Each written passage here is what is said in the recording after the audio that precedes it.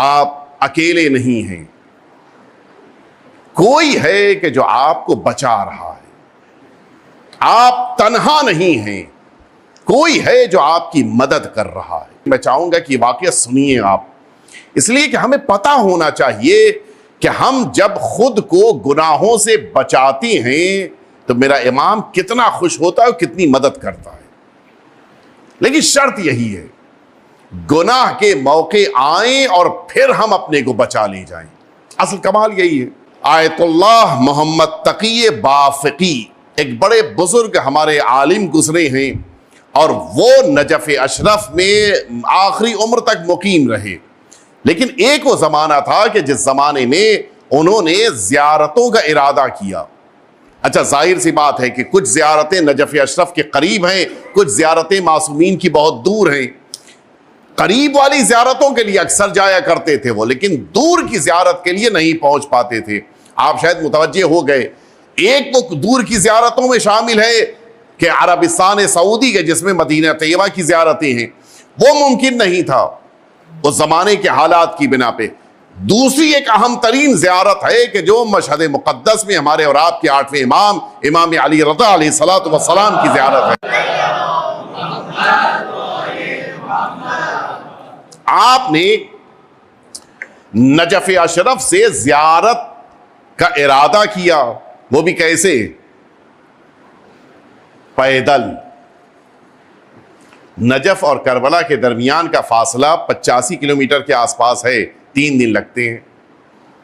जरा आप सोचिए कि अगर नजफ अशरफ से मशहद मुक़द्दस तक कोई पैदल जाए कितने दिन लगेंगे, वो भी सहरा का रास्ता। ऐसा नहीं है कि वो रोड का रास्ता है कि जिस रास्ते के ऊपर आपके मसलन मौक़िफ़ लगे हुए हैं, जहां चाहें आप आराम कर लें, जहां चाहें आप मसलन नमाज पढ़ लें, जहां चाहें आपको पानी मिल जाए। नहीं, सहरा का रास्ता। निकले मरहूम आयतुल्लाह मोहम्मद तकी बाफकी, वो भी अकेले निकले। किसको साथ लेंगे, कौन चलेगा इतने लंबे रास्ते पे? अकेले निकले। और अब उस उम्र में होने के बावजूद मुख्तलिफ सऊबतें, मुख्तलिफ मुश्किलात, सख्तियां, परेशानियां, लेकिन एक ऐसी मुश्किल आई कि जिसे बर्दाश्त करना उनके लिए मुमकिन नहीं था। वो क्या मुश्किल आई? निकल रहे थे, तकरीबन बॉर्डर पर पहुंच चुके थे इराक और ईरान के। उस बॉर्डर पर रात का वक्त आ चुका था और शदीद बारिश हो रही थी, बर्फ गिर रही थी। और उस बर्फ के मौके पर माहौल में अपने बदन को गर्मी पहुंचाना बड़ा मुश्किल काम होता है, खास तौर से अगर इंसान किसी छत वाली जगह पर नहीं है।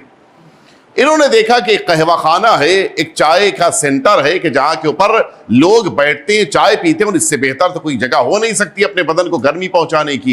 इन्होंने सोचा कि चलूंगा उसी जगह के ऊपर बैठूंगा, अगर जगह मिल गई तो रात में रुक भी जाऊंगा, वरना रात भर वहीं पे बैठ के गुजार दूंगा, बाहर रात में नहीं निकलूंगा।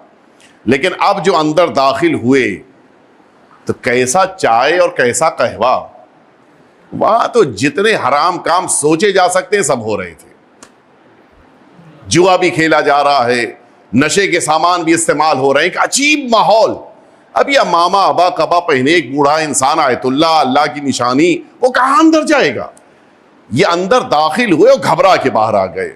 देखिए, एक होता है इंसान लंदन अमेरिका जा रहा है तो ठीक है, रास्ता जैसा भी हो चल जाएगा। लेकिन एक इंसान जब इमाम मासूम की बारगाह की तरफ जा रहा है तो अब रास्ता भी तो मोहतरम और मुकद्दस होना चाहिए। रास्ते में इनके साथ बैठेंगे, शराबियों के साथ बैठेंगे। बाहर निकल आए, कहा नहीं, ये नहीं हो सकता। रात मेरी ठंड में गुजर जाए लेकिन मैं गलत काम गुनाह करने वालों के साथ रात बसर करूं, ये मिले। अच्छा, बहुत मुमकिन मुश्किल भी नहीं था। वो सब जो खुद नशे में चूर हैं, उनके दरमियान जाके अगर एक इंसान बैठ गया तो उनको पता भी नहीं चलेगा कि कोई बैठा भी है। वो तो खुद अपने में डूबे हुए हैं, तो इंसान को क्या खबर होगी। लेकिन नहीं गए अंदर। अलबत्ता एक दो दफा फिर जाके इन्होंने अंदर तलाश किया कि शायद कोई कोना गोशा जगह ऐसी मिल जाए कि जहां के ऊपर ऐसे अफराद ना बैठे हो, वो उनको छोड़ के मैं कोने में बैठे। कोई जगह नहीं थी। बैठना था तो इन्हीं गुनाहगारों के साथ, बैठना था तो इन्हीं नशा करने वाले शराबियों के साथ। बाहर निकल आए। मैं ये ठंड बर्दाश्त कर लूंगा, हो सकता है कि सुबह तक मैं खुद जाम हो जाऊं, हो सकता है कि खुद सुबह तक मैं बर्फ बन जाऊं, लेकिन मैं गुनाह की बस्ती में, गुनाह की वादी में नहीं जाऊंगा। लेकिन जाहिर है कि अब एक इंसान बाहर बैठा हुआ है तो बड़ा सख्त है। उस ठंडक में नहीं पता आप हजरात का तजुर्बा है नहीं है, ये जो ईरान की ठंड होती है, खास तौर से जब बर्फ गिरती है और बर्फ गिरने के बाद हवा चलती है, ये बड़ी शदीद होती है, बड़ा मुश्किल होता है। यानी आप सारे कपड़े अगर पहने हो तब भी लगता है कि ये ठंड आपकी हड्डियों में उतरी जा रही है, बड़ा सख्त होता है।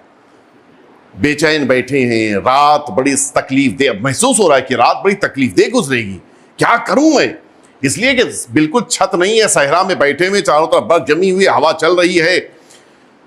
इन्होंने उस मौके पर अल्लाह रब्बुल इज्जत से कहा कि खुदारा मैं सिर्फ तेरी मोहब्बत में और तेरी इताअत में गुनाह को छोड़ के बाहर आके बैठा हूं, खुदारा कोई रास्ता दिखा दे। खुद मरहूम आयतुल्लाह बाफ़की का बयान, तफसीली बयान है, मैं इस वक्त अब नहीं उस तरफ जाऊंगा। मरहूम आयतुल्लाह बाफ़की का बयान कि मैंने अचानक देखा कि कोई शख्सियत मेरे करीब आई, आने के बाद कहा कि क्यों परेशान क्यों बैठे हो, क्या मैं क्या करूं, ठंडक है, परेशानी। अच्छा, इन्होंने पहचाना भी नहीं, पहचाना होता तो शायद ऐसे गुफ्तगू भी ना करते। ठंडक है, परेशानी है, मुश्किलात हैं और अंदर का वो आलम है कि मैं जा नहीं सकता। उन्होंने जवाब दिया कि तक़ी बाफ़की मैं जानता हूं कि अंदर तुम नहीं जाओगे, इसलिए मैं तुम्हारी मदद करने आया हूं। और फिर कहा कि आओ मेरे साथ, लेके आए, एक दरख्त के नीचे जाकर बैठे। मरहूम तक़ी बाफ़की का बयान कि मैंने ये देखा कि जैसे लगा कि सारी बर्फ ही खत्म हो गई है, एक बिल्कुल नॉर्मल प्लेस जैसे कि जहां पर न ठंडक बहुत ज्यादा हो, न गर्मी हो, न जहां के ऊपर बर्फ की पाई जा रही, कोई भी चीज नहीं, बड़े आराम से बैठे, गुफ्तगू शुरू हुई और उसके बाद मैं सवाल पूछ रहा था, उधर से जवाब दिया जा रहा था, यहां तक कि नमाज सुबह का वक्त करीब आया और उन्होंने नमाज सुबह पढ़ाई। उसके बाद जब वो उठने लगे तो मोहम्मद तक़ी बाफ़की ने अभी तक नहीं पहचाना था। इनको ये महसूस हुआ कि वाक़ियन ये कोई बड़ी अजीम शख्सियत है। उन्होंने तमन्ना की कि मैं तो मशहद मुक़द्दस जा रहा हूं, काश मुमकिन है कि मैं आपके साथ रहूं। उन्होंने कहा नहीं, ये नहीं हो सकता, तुम्हारी मुश्किल को आसान करने के लिए मैं तुम्हारे पास आ गया, लेकिन अगर तुम चाहो कि मेरे साथ रहो तो ये नहीं हो सकता, इसलिए कि और भी अफराद हैं कि जिनकी मुश्किलात को मुझे दूर करने के लिए पहुंचना है। इन्होंने कहा कि क्या दोबारा आपसे मुलाकात हो सकती है? कहा 2 बार तुम्हें फिर मुलाकात का शरफ मिलेगा। और ये कह के निगाहों से ओझल हो गए। ये उस मौके पर मुतवज्जे हुए कि मैंने अपने इमाम से मुलाकात की है। अब यहां से सुनिए, आप जो असल बात है वो आप सुनिए। ये आए ज़ियारत करते हुए, जिस मौके के ऊपर रास्ते में इनके लिए इत्तेफाक ये था कि रास्ता ऐसा इनको मिला कि क़ौम मुक़द्दसा पहले रास्ते में आया, क़ौम मुक़द्दसा की ज़ियारत की और उसके बाद फिर ये मशहद मुक़द्दस पहुँचे। क़ौम मुक़द्दसा में इमाम से फिर मुलाकात हुई। वो बहुत ज़्यादा चूँकि अहम मौका नहीं था, असल मौका अब आया। मशहद मुक़द्दस में जिस मौके पर उन्होंने इमाम से मुलाकात करने के लिए, ज़ाहिर है कि अभी उम्मीद है कि मुलाकात होगी, इमाम की मुलाकात नहीं हुई और ये बड़े बेचैन कि इमाम ने तो फरमाया था कि 2 बार मुलाकात होगी और फरमाया था कि सफर में मुलाकात होगी और अब तो सफर खत्म हो गया, कैसे मुमकिन है कि इमाम से मुलाकात ना हो। इन्होंने तवस्सुल किया कि मौला ये तो नहीं हो सकता कि आपकी कही हुई बात गलत हो जाए, हाँ ये हो सकता है कि मैं आपसे मिला, पहचान नहीं पाया। सुनेंगे, इमाम का पैगाम आया कि मोहम्मद तक़ी बाफ़की मैं तुमसे दूसरी बार मिला था, लेकिन तुमने मुझे नहीं देखा, लेकिन तुम जो काम कर रहे थे वो मुझे पसंद आया। अब सुनेंगे आप, अगर सुनने का हौसला है तो मिलजुल के सलावत भेज दीजिए आप।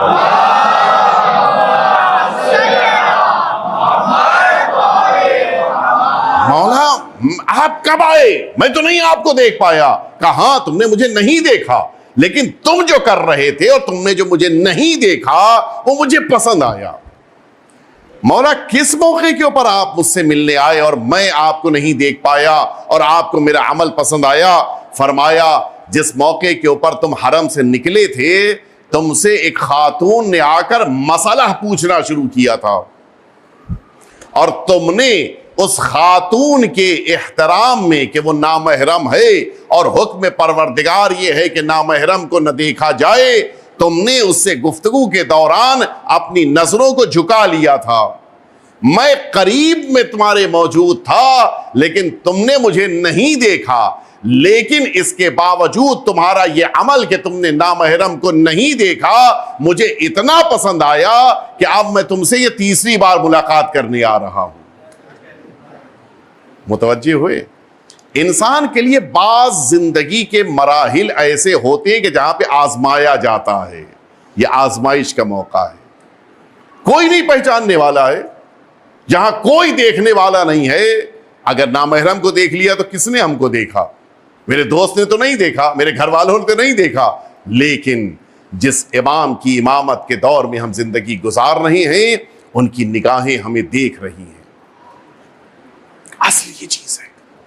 अगर वाकईन इंसान खुद को गुनाहों से बचाता है तो इमाम उसके हमराह होते हैं। हम अगर वाकई तौर के ऊपर खुद को इन मुश्किलात में घिरने के बावजूद, सख्तियों में होने के बावजूद अगर गुनाहों से दामन बचा के आगे बढ़ जाएं, अच्छा ये गुनाह के मौके बार बार आएंगे, मर्दों के लिए भी आएंगे, खवातीन के लिए भी आएंगे, हमारी बहनों के लिए भी आएंगे, हमारी बच्चियों के लिए भी आएंगे। जिंदगी में हर मौके पर ये मौके आएंगे ताकि आजमाया जाए कि ये आखिरी इमाम पे अकीदा रखने वाले अफराद में है या नहीं है।